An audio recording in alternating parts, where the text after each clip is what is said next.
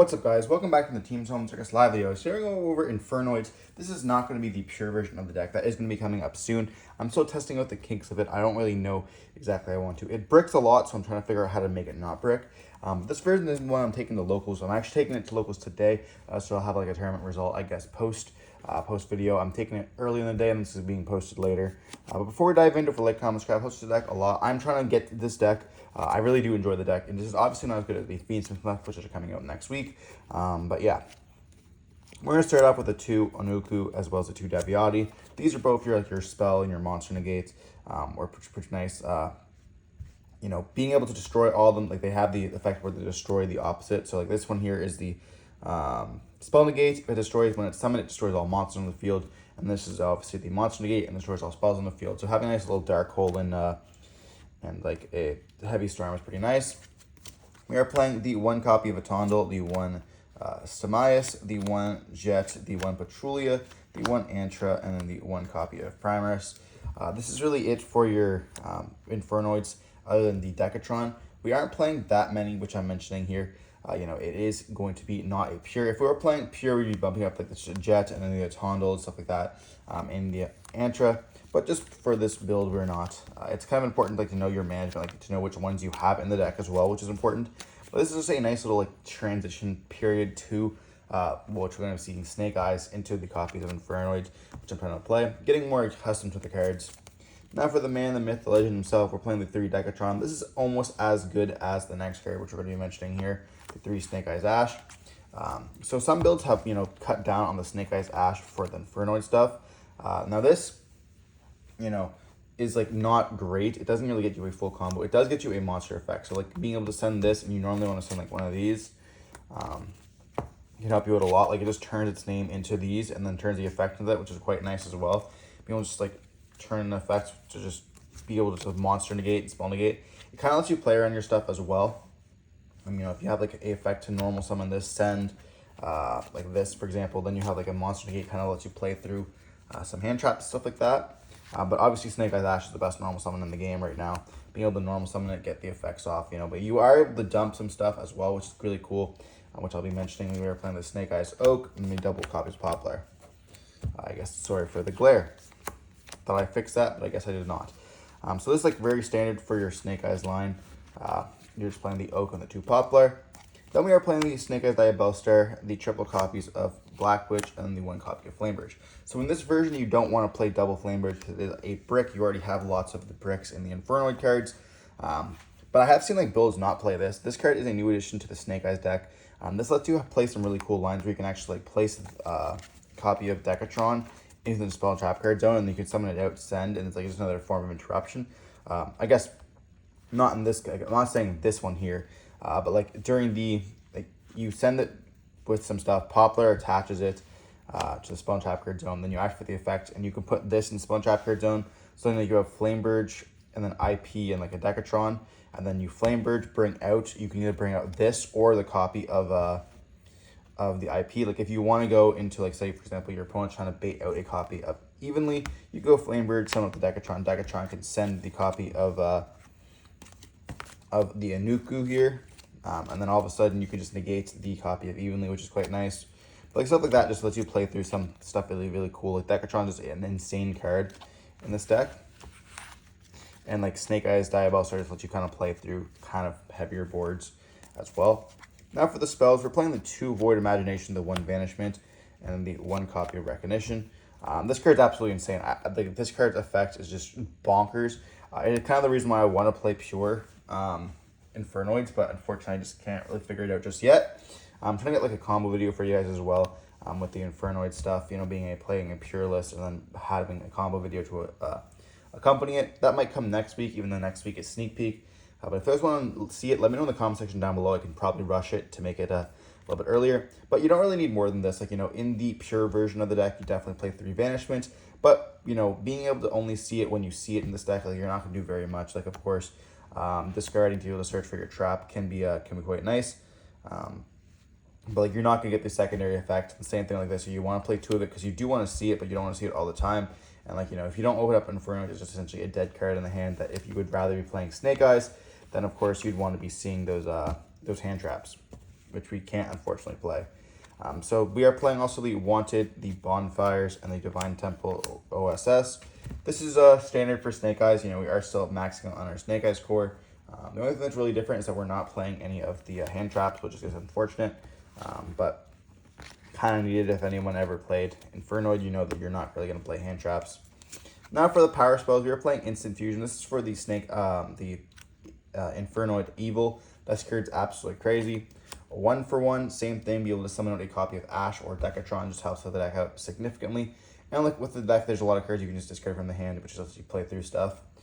We're playing the Reasoning as well. Obviously, if you're playing against this deck, normally if you even see it, Reasoning, you're going to be calling 1. And if you hit a Snake Eyes Ash, it's kind of unfortunate, or a Decatron. But filling up your graveyard, you can a lot of times just send so many cards. I wish this card was at 3. That's it for the power spells. I guess OSS is a power spell as well. But now for like the board breakers approach we're playing the 3 copies of Forbidden Droplets, the 3 copies of Impermanence, and the last card is going to be our Void Feast. It's not a board breaker, but it's like our last trap in the deck. Now we're only playing 6 non-engine cards, which is very low for a deck that's at 45. But unfortunately, you know, playing those Infernoid cards definitely cuts down on the stuff. Now I'm not saying this is going to be the best Snake Eyes deck, but for Infernoids, I think it's definitely going to be like a lot of power. Being able just to normal summon Snake Eyes Ash if it doesn't get interrupted just do so much for you, and like just being able to play through your combos can be quite nice as well. Now for the extra deck, we are playing the 1 Anima. This is a very staple in most of the decks. You know, you're playing Snake Eyes and you're also playing Decatron, therefore you're playing level 1. Proxy F Magician, this is going to be something else that I mentioned, like with the extra deck.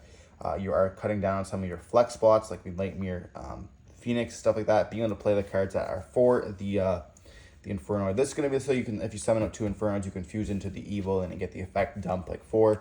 Quite nice. Sometimes you can get the random times where you can go into a Tiara, which can be cool, but most of the time you're not going to be getting into it. The 1 copy of IP Masquerading to go up into our SP Little Knights. This card is going to be in every single deck. You guys all know how it is. We're playing the Hita. We're playing the copy of Premium Princess. What's really cool about this is like this is where the deck starts to change. So Princess, normally you have to go up into like a Raging Phoenix, stuff like that, being able to play it. But with the next card I'm going to be showing you guys, we can actually end on a boss monster, which is really cool. So we're going to be ending on Flood instead. So what's really cool with Princess is Princess can actually bring out a copy of Flamebirch. And we already have a Decatron in the graveyard.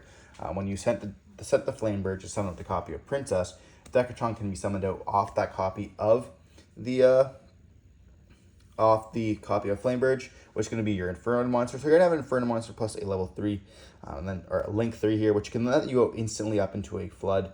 And then that you have this as well as a copy of the Flamebirch, which is because of a really cool effect. It's kind of like a solemn warning, which like when your opponent puts summon a monster, if I guess even a strike, you can just tribute a card or banish it. So but you really cool, like you can negate the activation as well. Like if it's special summon. So like for example, I think you just negate the special summon, right? Yeah, you negate the summon. So you have like a warning. So it's really cool that you end on this plus a copy of, I was gonna say, why did I say negate the activation? This and Flamebird, let's say you have a copy of IP in the spell tracker zone. So it's really cool is you can go like Flamebird in the draw phase, special summon out the copy of IP Masquerena, and then when your opponent puts summon a monster, you can actually use the Inferno Flood, tributing off the copy of Flamebird to negate the summon, and then Flamebird will be able to activate the effects, summoning active monsters, and then you still have the IP Masquerena, which can then banish. And then of course you can banish one of your own cards when you go up into a copy of SP, which can then banish one of your opponent's stuff as well, which is really cool. And then if this leaves the field, you get another. So you can summon out a copy of an Inferno, which is like going to be a kind of a Omni, which is, you can summon out either the copy of Lanuku or the copy of Deviati, which is really nice. But just like cool like stuff like that, which like Inferno just can kind of boost up the deck, which Floods like is an insane card for like the Princess line. And then we're going to be playing also the copy of the Celine and the Appaloosa. You could cut these if you want to play other flex spots. I just feel like the Snake Eyes line to go up into the Appaloosa is just absolutely insane. We're playing the Raging Phoenix as well because you do want the OTK with the copy of Zelantis. And you are playing lots of fires. Just have to be careful with the Zelantis is that you can't actually summon back with the copies of the Infernoids. So other than the copy of Decatron. So very important to note with that with this deck. That's it for the links. It's also important to note, like Raging Phoenix, when you blow up like a copy of the Nuku, will be absolutely huge. So important to note. And then for the rest of the deck, I like how I just drop cards. We're playing the 1 Tierra, the double copy of Evil, and the 1 copy of Ventus.